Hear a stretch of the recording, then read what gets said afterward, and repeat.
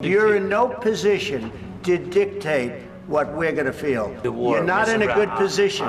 You don't have the cards right now.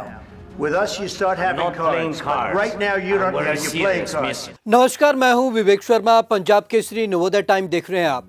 Ukraine के राष्ट्रपति Zelensky और अमेरिकी प्रेसिडेंट ट्रंप के बीच बहस हुई, जिसके बाद दुनिया के समीकरण एकदम से बदलते नजर आ रहे हैं। कल तक जो ब्रिटेन अमेरिका के साथ था, उसने जेलेंस्की को न सिर्फ गले लगाया बल्कि भारी भरकम मदद का भरोसा भी दिया। ब्रिटेन के साथ साथ फ्रांस भी यूक्रेन के सपोर्ट में उतर गया है। ऐसे में सवाल है कि क्या अब ट्रंप यूरोपीय ताकतों से दुश्मनी मोल लेंगे? ट्रंप ने जेलेंस्की को हड़काया तो वे यूरोपीय देशों की शरण में पहुंच गए। यूरोप की बड़ी ताकतों ने जिस तरह से जेलेंस्की का वेलकम किया है, उससे ट्रंप का पारा हाई होना तय है। ऐसे में सवाल है कि क्या जेलेंस्की की जिद के चलते अमेरिका और यूरोप अब आमने सामने आ सकते हैं? क्या जेलेंस्की और ट्रंप के बीच हुई बहस के चलते यूरोपीय देशों का बुरा वक्त शुरू होने वाला है? क्या अब यूरोप से दुश्मनी मोल ले सकते हैं ट्रंप?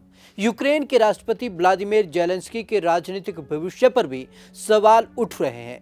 माना जा रहा है कि उन पर राष्ट्रपति पद छोड़ने का दबाव लगातार बढ़ता ही जा रहा है। हालांकि नए चुनाव आयोजित करने में भी 6 महीने का समय लगेगा। चुनाव के लिए केवल 75% मतदान केंद्र ही तैयार हैं। दावा किया गया है कि अमेरिकी अधिकारी जेलेंस्की पर यूक्रेन का राष्ट्रपति पद छोड़ने का लगातार दबाव बनाए हुए हैं। डोनाल्ड ट्रंप व्हाइट हाउस विवाद से पहले ही जेलेंस्की को तानाशाह कह चुके हैं।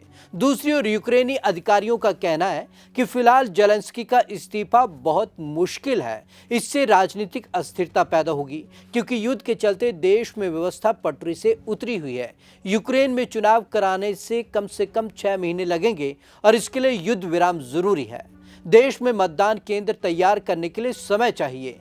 मीडिया रिपोर्ट्स के अनुसार ट्रंप प्रशासन के अधिकारियों ने जेलेंस्की के भविष्य पर सवाल उठाए हैं।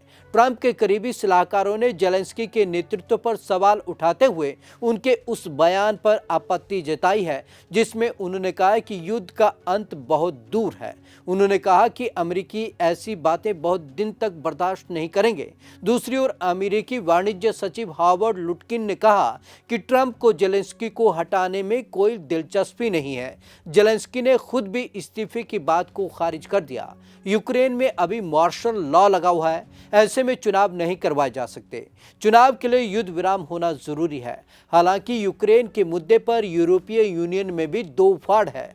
स्लोवाकिया ने यूक्रेन को मदद देने से इनकार कर दिया है। वहीं हंगरी ने भी ट्रंप को मजबूत राष्ट्रपति बताकर साफ कर दिया कि वो जंग में जेलेंस्की के साथ नहीं है। ऐसे में अगर यूरोप की बड़ी ताकतों ने ट्रंप से दुश्मनी मोल ले ली तो और जेलेंस्की को मदद देकर जंग में उतरने की गलती की, तो ब्रिटेन, फ्रांस और जर्मनी के लिए हालात ऐसे होंगे कि एक तरफ कुआं तो दूसरी तरफ खाई।